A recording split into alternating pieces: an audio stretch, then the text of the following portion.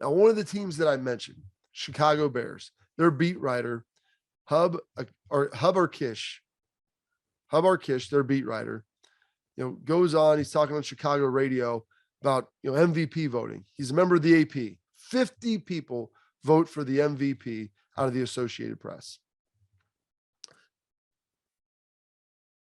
They're not allowed to say who they're going to vote for, who they did vote for prior to the release.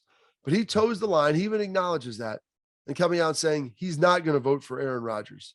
He doesn't think a guy who is, a jerk to his teammates, not a good teammate, not good to the city, the organization with what he did beforehand, throws out the COVID stuff and everything, and lying or whatever. Just he calls him a jerk. And so he's not going to get his vote. Maybe he's good enough, throws out Tom Brady, throws out, Jonathan Taylor. Like there's other guys that are worthy. I think Aaron Rodgers has clearly been the best player this year.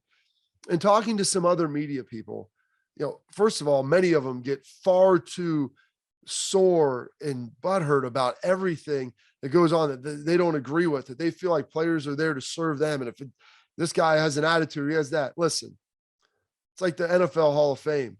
Lawrence Taylor's in there. O.J. Simpson's there. There's a lot of bad people in all 4 major sports Hall of Fames. That's the reality of it.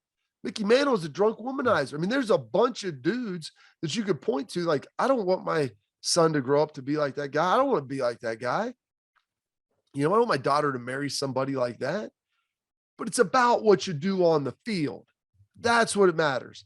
And there's incentives tied to this. There's monetary compensation tied to the all-pro teams, tied to the MVP. And for somebody to come out and say, I'm not going to vote for that guy because I don't like him because he's a jerk.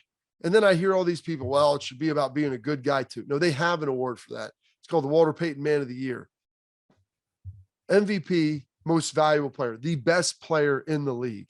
That's what it's for. And it makes me sick. It drives me nuts to think that somebody, whether you like the guy or not, you hold your nose. They did it to T.O. for the Hall of Fame. They did it to Chris Carter.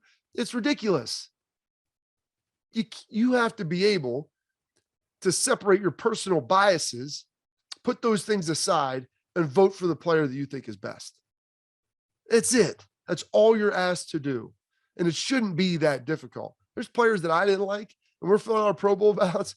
Man, this guy's a jerk. I didn't like him on the field, but you know what? He's darn good.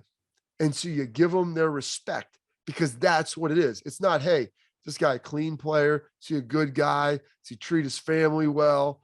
Is he nice off the field? Does he donate his time? None of that stuff matters. It matters as a human being, but it doesn't matter when you're talking about voting for something like that.